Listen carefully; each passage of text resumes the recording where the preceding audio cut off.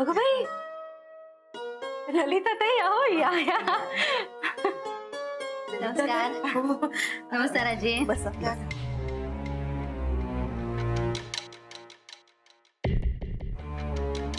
ललिता ताई, आत्ता सहजच आलात ना? सहज म्हणजे आंबे घेऊन आले होते. पण संपदाला इथे बघून फार बरं वाटलं मला. अहो सगळं तुमच्यामुळे शक्य झालंय हे. अहो काय आजी, ती पण मुलीसारखीच आहे ना माझ्या. संपदा, आंबे आत नेऊन ठेवतेस? जा आत नेऊन ठेव.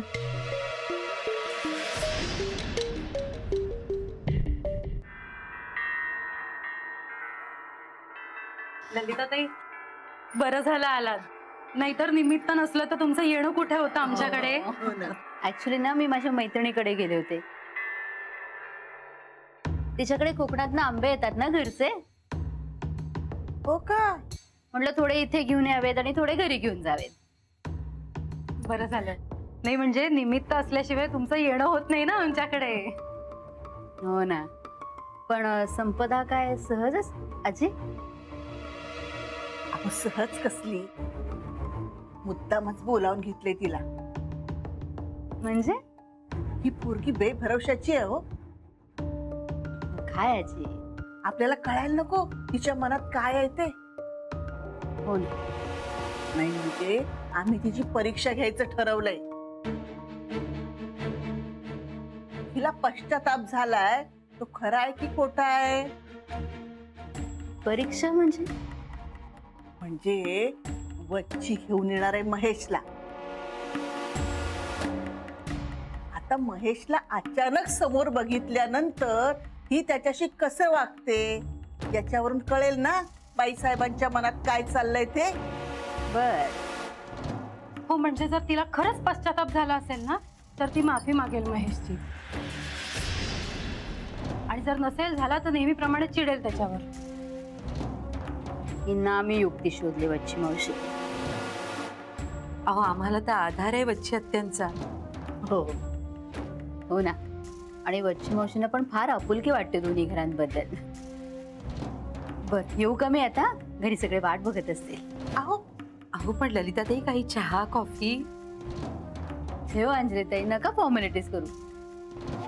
पुढच्या वेळेला नक्की घेईन मी. हा येत. आजी नमस्कार. आजी येत.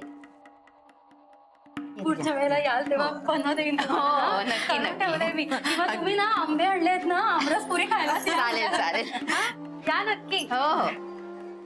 काही आंब्यांच्या मोबदल्यात ही महत्वाची बातमी मिळाली मला. हे ललिता, पण त्या संपदावर महेशच्या घरी जायची खरोखरच जबरदस्ती झाली तर? त्यावेळेला मी जे सांगेन ना तेच ती करेल. तू काय सांगणार आहे? काय सांगणार? सती सावित्री सारखं वागायचं तेच बरं आहे. जमेल का तिला? म्हणजे लोकांना ते खरं वाटेल का? त्याच्यासाठी अभिनय यायला लागतो. आणि संपदाला करेक्ट अभिनय जमतो. तिने जरी काठीने मारलं ना तरी लोकांना वाटेल की ती फुलं सुधळते.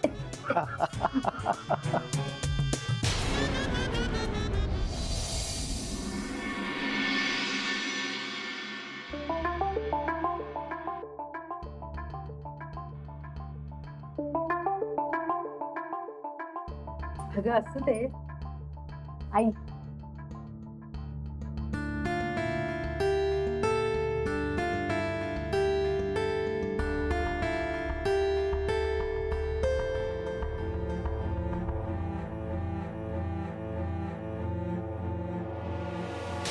किती मूर्ख आहेत सगळे.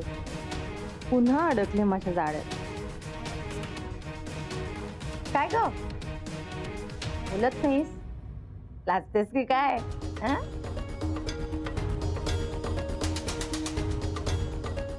बच्ची आत्या, तुम्ही खूप मोठी मदत केली आहे. आता तुमच्या आणि ललिता काकूंच्या भांडणाचा मी कसा फायदा घेते ते बघा.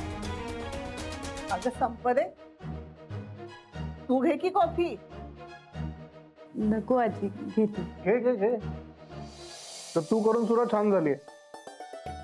अरे नाही नाही म्हणजे ही एवढी छान कॉफी करते असं मला माहितीच नव्हतं. अरे आम्हालाही पहिल्यांदाच कळलंय. वसंतराव बाबा आता नका ना काढू त्या जुन्या गोष्टी. आणि एक सांगू का नाही, म्हणजे कोणी काहीही म्हटलं तरी गुणी आहे आमची संपदा. खरंय. माणकावरती कितीही धूळ बसली ना तरी शेवटी त्याची किंमत कमी होत नाही, हो की नाही? काय हो वहिनी? आणि आता तर सगळी धूळ पण उडून गेली, त्यामुळे आता सगळं छान होईल. बरं महेश, आता तुम्ही काय करायचं ठरवलंय? बघू, म्हणजे संपदा काय म्हणते तसं. नाही, संपदा जसं म्हणेल तसं नाही, जे रीतीचं आहे तसंच करूया. आम्ही दोघं संपदाला घेऊन तुझ्या घरी येतो. संपदा तुझ्या आई वडिलांची माफी मागे. त्यांनी माफ केलं तर ठीक आहे, नाही तर मग बघू काय करायचं ते. नाही नाही, आई बाबा माफ करतील ना तिला. अहो केव्हाची वाट बघताय तिची. आई ग. ठीक आहे, मग रविवारीच जाऊयात दोघंही. चालेल? चालेल, चला निघू मी. अरे जाता जाता तिला पण तिच्या नवीन घरी सोड, हे तुम्हाला बोलता येईल है ना? हा? काय कशाला कशाला महेशला त्रास उगा. तर जा ना. जा ना. या महेशच्या गळ्यात मला घातल्याशिवाय वच्ची आत्या काही श्वास घेणार नाही. संपदा येतेस? हो चल. जा जा. अच्छा येतो.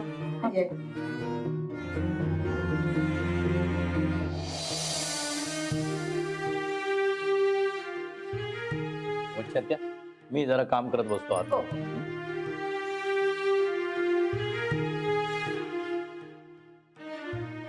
चला बाय नो, मी पण निघते. चांगलं झालं ग बाई. हो. समाधान वाटलं नाही.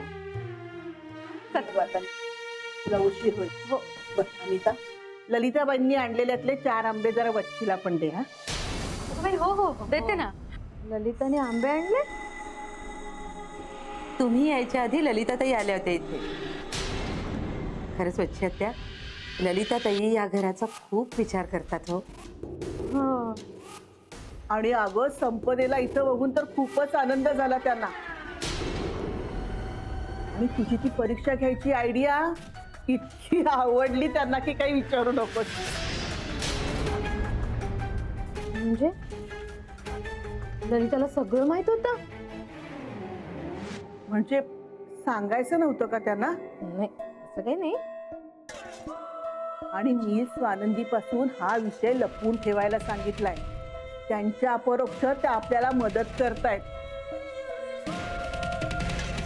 संपदा अगदी मुलीसारखी आहे ना त्यांना, म्हणून बिचारा करतायत. हो ना. काय सांगू आता यांना. संपदा मुलीसारखी वाटते. यांच्याकडून ऐकून ललिताने संपदेला सगळं आधीच कळवलं. का बिचारा महेशला मी खड्ड्यात तर नाही ढकलत आहे ना पुन्हा. आता मी पण येते मुद्द्यावर. या बयो,